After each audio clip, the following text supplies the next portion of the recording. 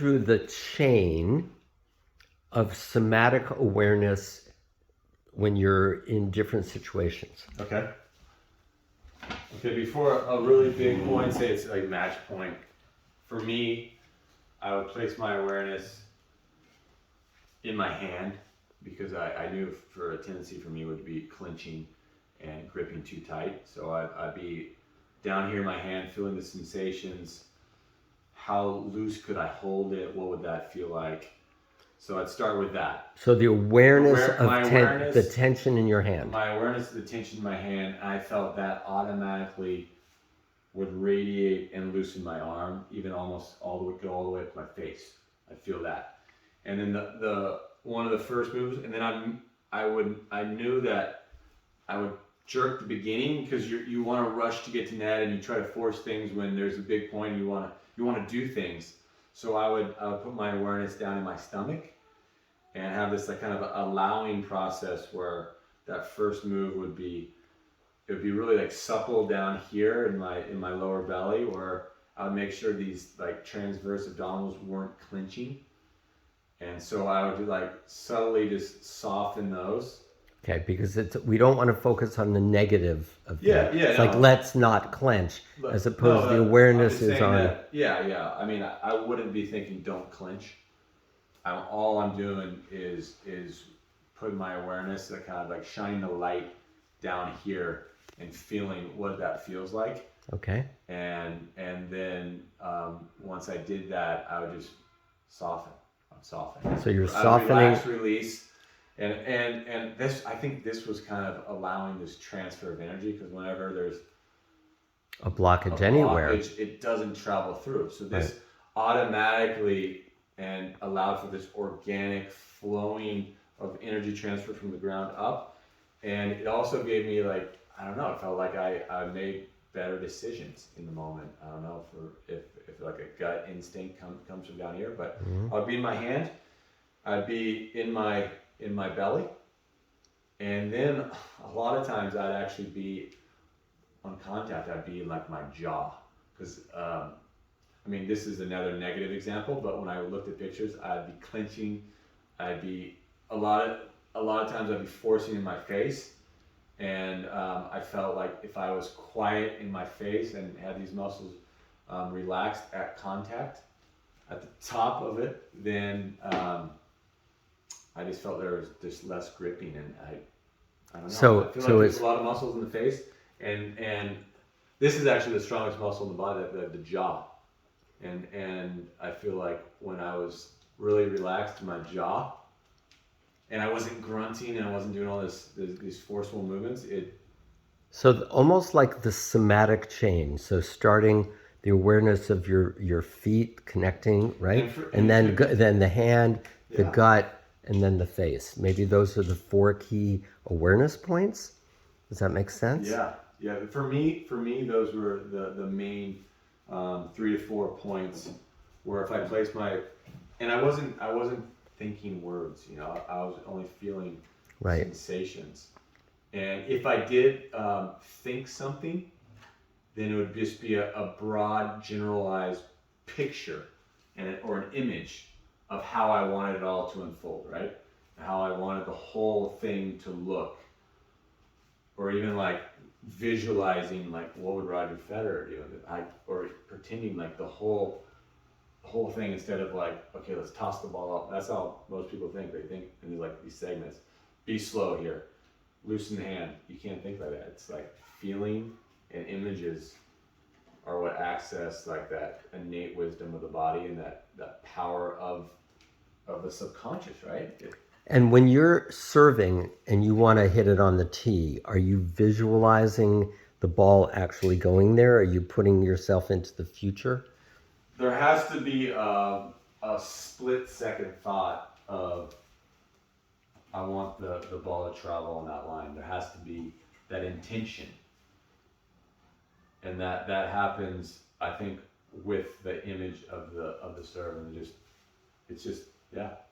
So the flow, the chain of flow, somatic flow, ultimately ends with the ball landing in a particular place. Yes. Yeah, and we can also say that I think what separates the great players is the talent they have in their hand.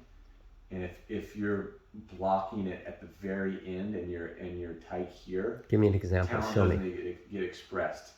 You know, it's very subtle. Like only the great players can see it. But you know, Roger Federer, when he comes down low and he hits the ball, he feels the ball longer on his racket. He feels it. And if you clinch that, your talent doesn't get expressed through the racket. And you know, guys are bricklayers. We call them bricklayers. Or they have stone hands. That's basically what it is. They're clinching and they're forcing and they're tight instead of having all that beauty come out through the racket. So, for example, when you're at the net and someone's also at the net and they're hitting 130 miles an hour right at your face, Then I mean, you flow. somatically, I'm in my body, right? I'm down. I'm like, okay, how much can I feel my legs? Do I have a good base, right? Okay, I can feel my quads. Okay, I like that sensation. I feel grounded. Or sometimes it's like, let's loosen up the face or let's loosen up the hands. Oftentimes in my career, I would actually just kind of try to watch myself and like notice. Because if you do that, it kind of all slows down. Tell me more about that. Tell me more about I that. So feel there like you are. that you have way more time if you can kind of separate into the seat of observation. Galloway's self 1 and self 2. I would say self 3, right? Where Oh my God. you're kind of in that ocean of whatever you want to call it, but you're in that source energy where you're kind of just watching the movie behind yourself.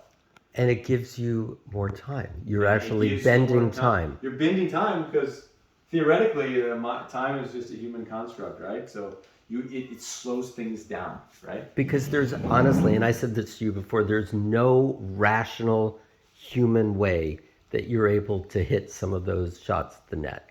The reaction No, time but is if- not if human. you're in the But right if you're place- if you're If shifting in time, the right place, and you're centered, and you're in the presence, it does slow everything. You feel like you have loads of time. It doesn't matter who's setting up to hit that so you ball. really feel even when they're hitting with all their might and they're really close, you feel like you have plenty of time. Yeah, it feels like I can be aware of my legs and I'm aware of my face, and I'm like, it feels like I have tons of time. I could be aware of every muscle in my body before the ball's coming at me. You know. And is that because you're in the witness state? That's self 3. Tell me more about self 3. It's that seat of it's who you really are. It's who you it's. Now we're getting somewhere. What it comes down to is you're just a little bit detached from whatever you want to call it, the matrix, or you're not locked in. You have this greater observation, this greater viewing point. So it's that thing where he slows down the bullet and then he can catch it with his hand or in his teeth, right? Yeah. Infinite. But how do you do that? Do you say something to yourself, or? That's where meditation comes in. But in the moment. In the moment, you got to have such a relaxed body, and you got to know how to dial down the nervous system, because once the nervous system is ramped, it automatically grabs you out of your seat. And it's like a tractor beam. You lose your center of awareness. It's like I feel like the more you're caught into this storm of emotions and thoughts, you get pulled in, and then you're just human, and then you're normal, right? Wow. So when you're up at the net, third set, center court, a ball is coming at you at ridiculous speeds. You're able to see yourself, like, if you can even see yourself say, oh shit, that's Roger Federer, he's gonna hit a huge forehand, he might kill me.